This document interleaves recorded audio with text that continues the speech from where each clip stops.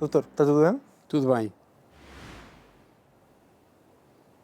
Eu diria que a construção da identidade é aquilo que distingue o indivíduo, que o distingue dos outros. E esta distinção é muito importante para a saúde mental.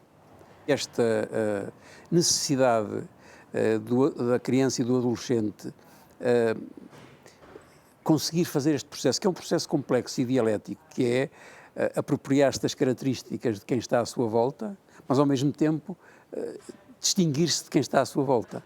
É uma tarefa importantíssima para que o adolescente sinta que a sua identidade tem uma coesão capaz de vencer e capaz de ultrapassar as vicissitudes que se colocam e os desafios que se colocam ou que se lhe vão colocar durante a sua vida. Se a sua identidade for frágil, isto pode-se tudo desmoronar.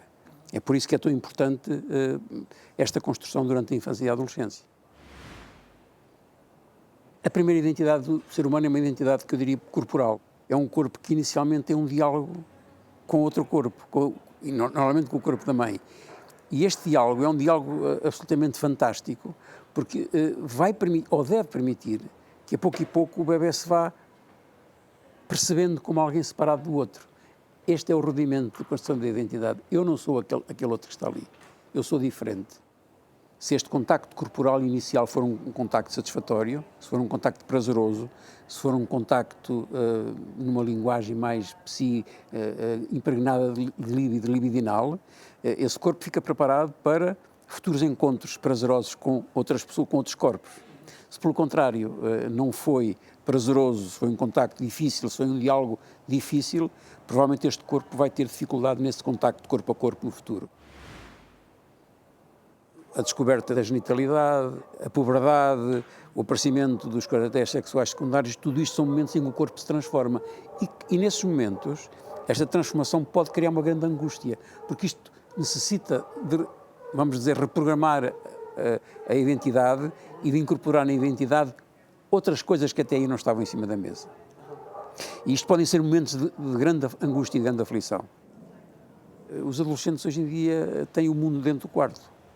E, portanto, o ter o mundo dentro do quarto significa que pode ir buscar influências a tudo e mais alguma coisa. Redes sociais, a internet.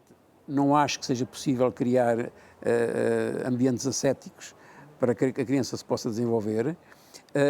E, portanto, esse mundo aberto tem que ser um mundo em que o adulto também tenha uma participação. Ou seja, não é afastar-se e agora ficas entregue a ti, não. Não é isso, mas também não é fechar todas as influências, não. O adulto tem que estar lá para poder discutir, para poder conversar, para poder apresentar outros pontos de vista, para poder discutir com o adolescente ou com a criança os pontos de vista dela, mas também este diálogo é um diálogo que tem que ser permanente, tem que ser aberto às outras perspectivas.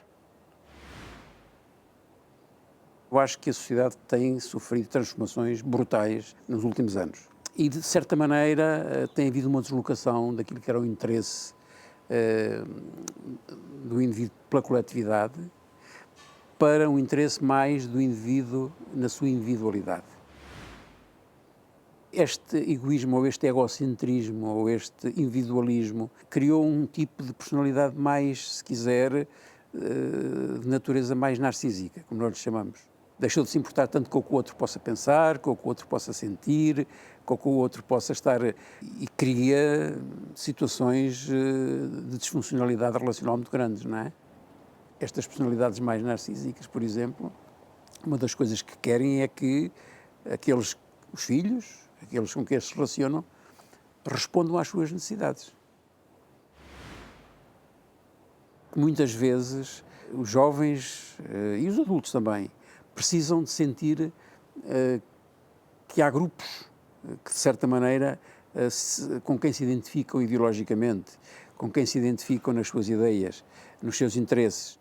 E esta identificação com uns com os outros, neste movimento, também confere uma identidade. Infelizmente, não são só estes grupos transformadores que nós podemos aqui entrar em linha de conta. Também os grupos que são mais ortodoxos, que são mais fechados, que são mais impositivos nas suas ideias, também captam muito a atenção dos jovens e até dos adultos.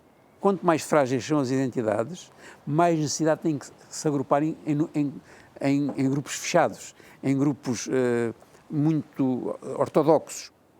Quanto mais patológico, maior é a rigidez.